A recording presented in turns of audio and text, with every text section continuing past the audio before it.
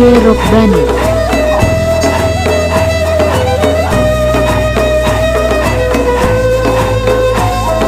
VJ Robbani.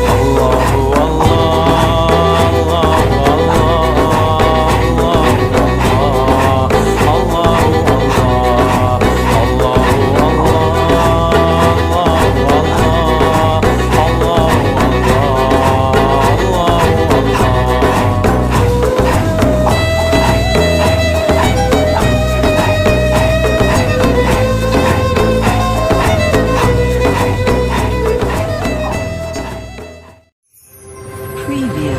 Preview. Preview.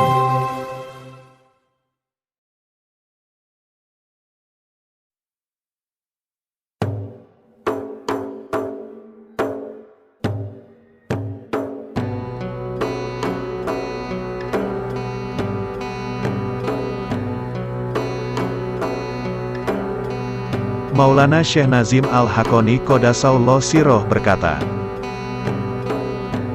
Allah Subhanahu wa Ta'ala berfirman kepada Nabi Shallallahu Alaihi Wasallam pada malam Miraj, Ya Muhammad, telah kuciptakan seluruh makhluk demi dirimu, dan aku berikan semua itu padamu. Pada saat itu, Allah Subhanahu wa Ta'ala mengaruniakan pada Nabi Shallallahu Alaihi Wasallam kekuatan untuk melihat semua yang telah Dia ciptakan, dengan semua cahaya dan nur mereka.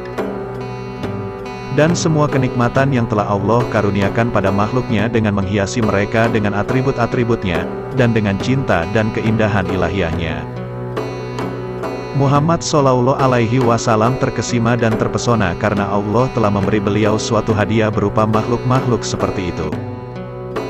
Allah Subhanahu wa Ta'ala berfirman kepada beliau, Ya Muhammad, apakah kau bahagia dengan ciptaan-ciptaanku ini? Beliau menjawab, Ya, wahai Tuhanku. Dia berfirman, Kuberikan mereka kepadamu sebagai amanah untuk kau jaga, agar kau bertanggung jawab atasnya, dan untuk mengembalikan mereka padaku dalam keadaan seperti saat mereka kuberikan padamu. Muhammad Shallallahu Alaihi Wasallam memandang pada mereka dengan penuh kegembiraan karena mereka begitu berkemilau dengan cahaya-cahaya yang indah, dan beliau berkata, Wahai Tuhanku, aku terima. Allah Subhanahu wa Ta'ala berfirman, apakah kau terima? Beliau menjawab, ku terima, ku terima. Dan begitu beliau selesai menjawab untuk ketiga kalinya, Allah Subhanahu wa Ta'ala mengaruniakan beliau suatu kasyaf penglihatan spiritual akan dosa-dosa dan berbagai bentuk kesengsaraan, kegelapan, dan kejahilan di mana mereka akan terjatuh ke dalamnya. Saat Muhammad Shallallahu Alaihi Wasallam melihat hal ini, beliau kaget dan cemas, berpikir bagaimana beliau akan dapat mengembalikan mereka kepada Tuhannya dalam keadaan suci seperti keadaan awalnya. Beliau berkata, Wahai Tuhanku, apa ini? Allah Subhanahu wa Ta'ala menjawab, Wahai kekasihku, inilah tanggung jawabmu. Engkau harus mengembalikan mereka padaku dalam keadaan suci seperti ketika aku berikan mereka padamu. Kemudian Muhammad Shallallahu Alaihi Wasallam berkata, Wahai Tuhanku, berikan padaku penolong-penolong untuk membantuku membersihkan mereka, untuk mensucikan ruh mereka, dan untuk membawa mereka dari kegelapan dan kejahilan menuju makom pengetahuan, kesalihan, kedamaian, dan cinta. Allah kemudian mengaruniakan pada beliau suatu penglihatan di mana Dia memberitahukan pada beliau bahwa di antara seluruh ciptaan itu, Dia telah memilih bagi beliau 7.007 wali Naqsyabandi. Dia berfirman, Wahai kekasihku, ya Muhammad, wali-wali ini adalah termasuk wali-wali istimewa yang telah kuciptakan untuk menolongmu, menjaga agar ciptaan ini tetap suci. Di antara mereka, terdapat 313 yang memiliki tingkatan tertinggi, makom paling sempurna di hadirat ilahiyah. Mereka adalah pewaris rahasia dari 313 rasul-rasul. Kemudian kuberikan padamu 40, yang membawa kekuatan yang paling istimewa, dan mereka adalah tonggak-tonggak dari seluruh wali. Mereka akan menjadi guru dan syekh besar di masa-masa mereka, dan mereka akan menjadi para pewaris dari rahasia hakikat. Di tangan para wali inilah, setiap orang akan disembuhkan dari luka-lukanya, baik luka luar maupun luka dalam. Wali-wali ini akan mampu membawa seluruh umat dan seluruh makhluk ciptaan tanpa ada tanda-tanda kelelahan. Setiap orang di antara mereka adalah Gouts, pemberi syafaat utama di zamannya, yang di bawahnya ada 5 orang kutub spiritual. Nabi Shallallahu Alaihi Wasallam begitu bahagia dan beliau berkata, "Wahai Tuhanku, berikan lagi bagiku." Kemudian Allah Subhanahu wa Ta'ala pun menunjukkan padanya 124.000 wali, dan dia berfirman, "Wali-wali ini adalah pewaris dari 124.000 nabi. Seorang wali adalah seorang pewaris dari seorang nabi. Mereka pun akan di sana membantumu membersihkan umat ini." Ketika Nabi Shallallahu Alaihi Wasallam sedang naik ke hadirat ilahiyah, Allah Subhanahu wa Ta'ala membuat beliau untuk mendengar suara seorang manusia. Suara itu adalah suara dari seorang teman dan sahabat terdekatnya, Sayyidina Abu Bakar As-Siddiq radhiyallahu an. Nabi Shallallahu Alaihi Wasallam diperintahkan oleh Allah Subhanahu wa Ta'ala untuk memerintahkan Sayyidina Abu Bakar As-Siddiq radhiyallahu an untuk memanggil seluruh wali-wali Naqsyabandi. Yang 40, yang 313, dan yang 7007, beserta seluruh pengikut dan murid mereka, dalam bentuk spiritual roh mereka, ke hadirat ilahiyah. Semuanya untuk menerima cahaya dan barokah yang istimewa itu. Kemudian Allah memerintahkan Nabi Shallallahu Alaihi Wasallam, yang kemudian memerintahkan Sayyidina Abu Bakar radhiyallahu an, untuk memanggil 124.000 wali dari 40 tarekat lainnya beserta murid-murid mereka untuk diberikan cahaya di hadirat ilahiyah. Seluruh syekh mulai muncul di perkumpulan itu beserta seluruh murid mereka. Allah kemudian menyuruh Nabi Shallallahu Alaihi Wasallam untuk melihat mereka dengan kekuatan dan cahaya kenabiannya, dan untuk mengangkat mereka semua ke makom Sidikin, yang terpercaya dan yang benar.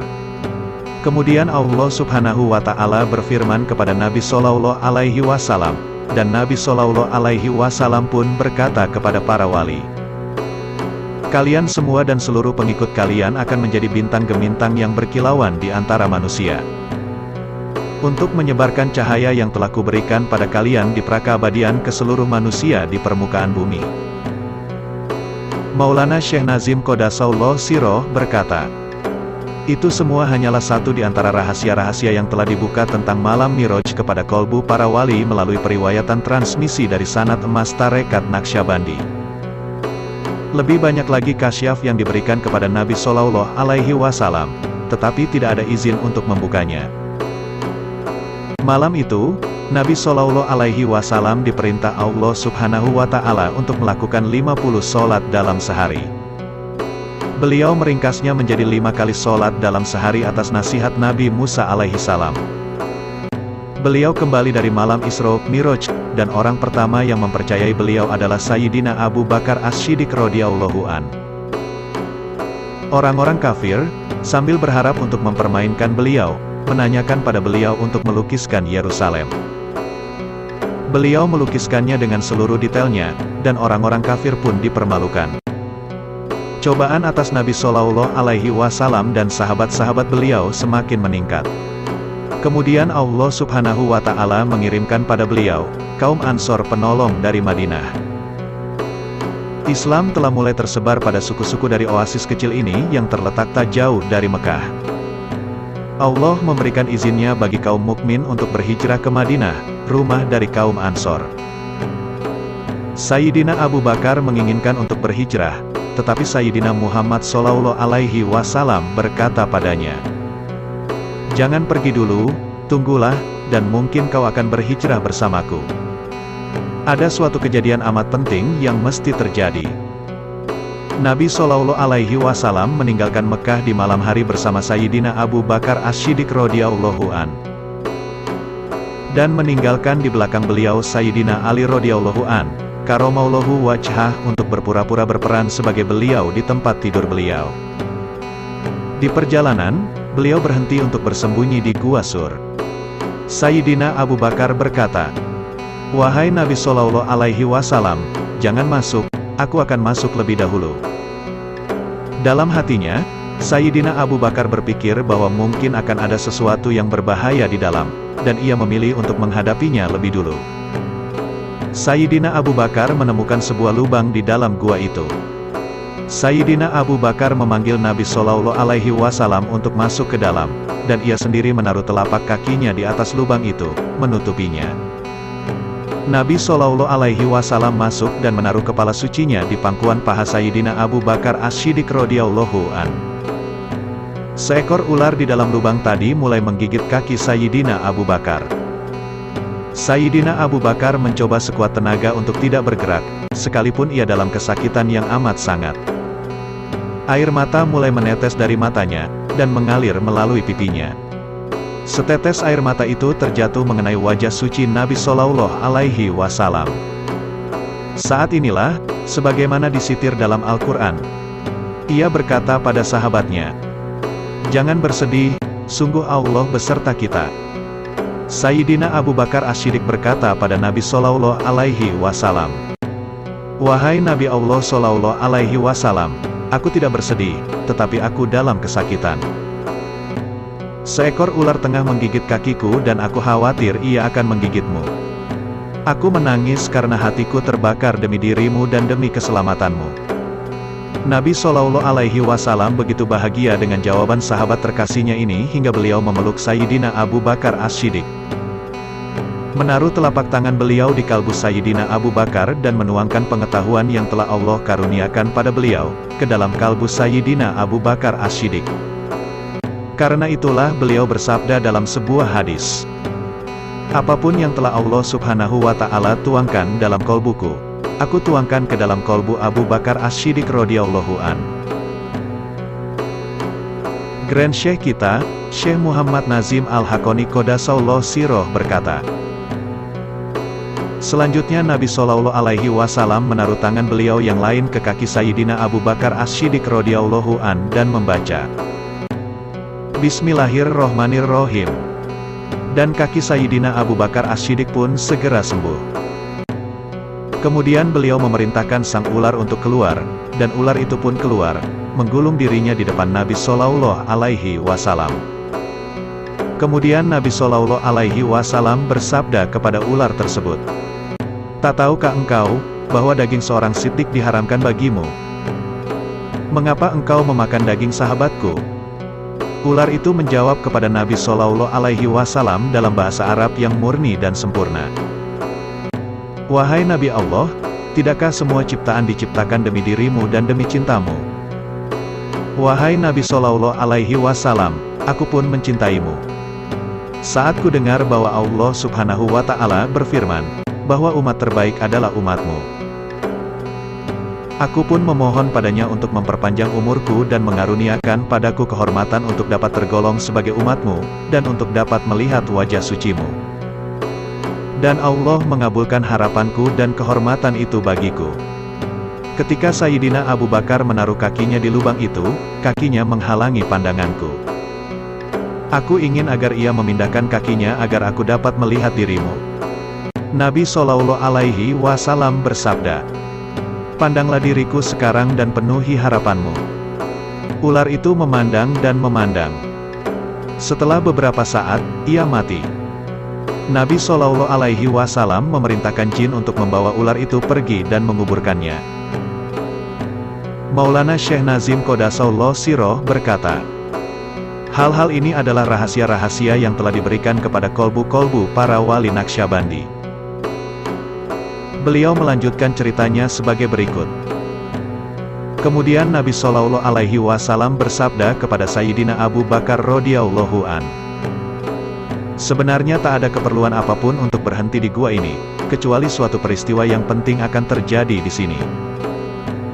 Suatu cahaya dari akar suatu pohon spiritual yang akan menyebar ke seluruh umat manusia, suatu cahaya yang datang langsung dari hadirat ilahiyah, akan muncul di sini.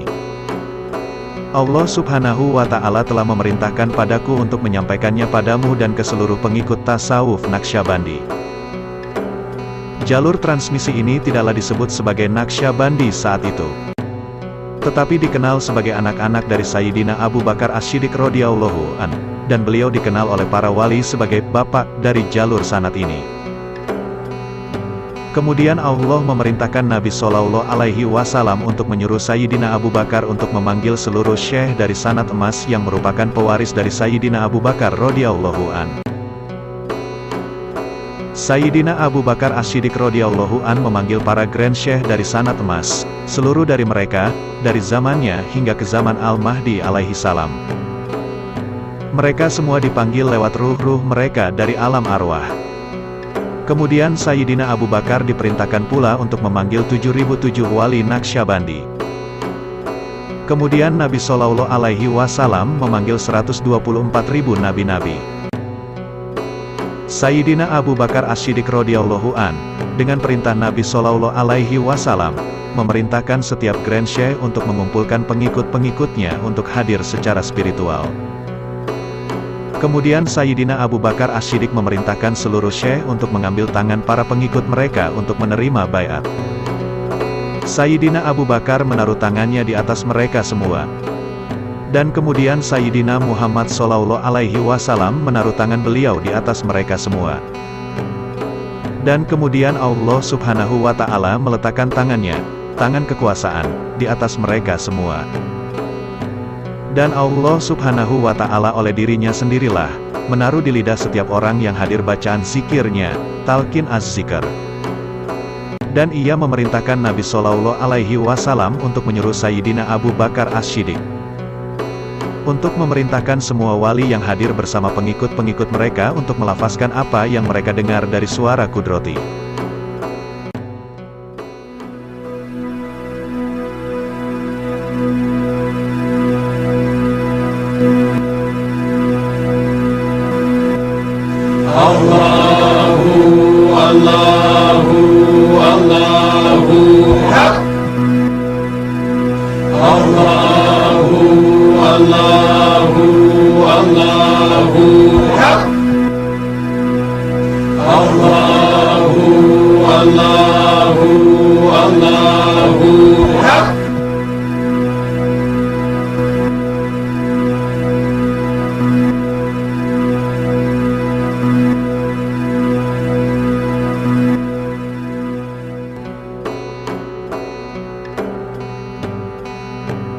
Semua mereka yang hadir mengikuti syekh mereka, dan para syekh itu mengikuti apa yang mereka dengar dari Nabi Shallallahu Alaihi Wasallam yang juga melafazkan. Kemudian Allah Subhanahu wa Ta'ala mengajarkan rahasia dari zikir, yang dikenal sebagai Hatamul Khawajagan, kepada Abdul Qolik Al-Gujdawani Qodasallahu Sirroh yang memimpin zikir pertama di antara para wali dari tarekat ini.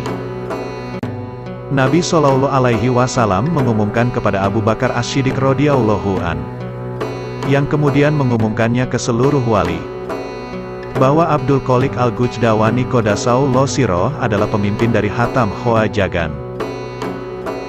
Setiap orang mendapat kehormatan untuk menerima rahasia dan cahaya itu, dari Khawaja Abdul Qolik Al-Gujdawani Qodasallahu Sirroh, di hadirat para wali, di hadirat Abu Bakar As-Siddiq radhiyallahu an, dan di hadirat Nabi Shallallahu Alaihi Wasallam, dalam hadirat Allah Subhanahu wa Ta'ala. Maulana Syekh Nazim Qodasallahu Sirroh berkata, siapapun yang menerima baiat dari kami, atau menghadiri majelis zikir kami, mesti mengetahui bahwa dirinya telah hadir di gua tersebut di saat barokah itu, di hadirat Nabi Shallallahu Alaihi Wasallam, dan bahwa ia telah menerima semua rahasia-rahasia ini kemudian.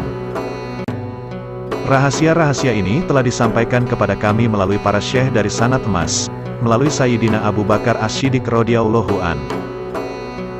Sayyidina Abu Bakar As-Siddiq radhiyallahu an teramat bahagia dan gembira dengan apa yang terjadi di dalam gua itu, dan beliau kini mengerti mengapa Nabi Shallallahu Alaihi Wasallam telah memilihnya untuk menjadi teman dalam hijrah beliau.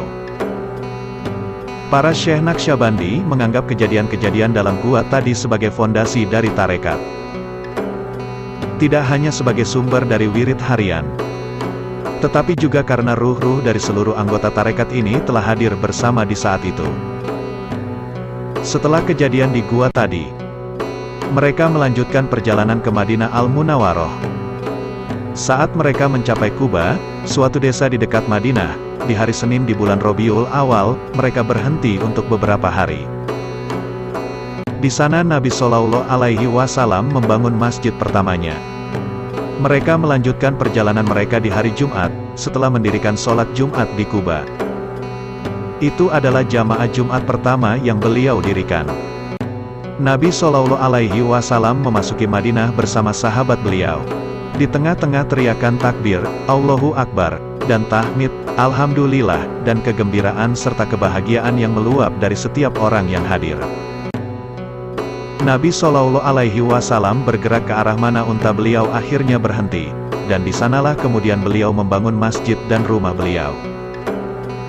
Nabi Shallallahu Alaihi Wasallam tinggal sebagai seorang tamu di rumah Sayyidina Abu Ayyub Al-Ansori radhiyallahu an sampai masjid beliau terbangun.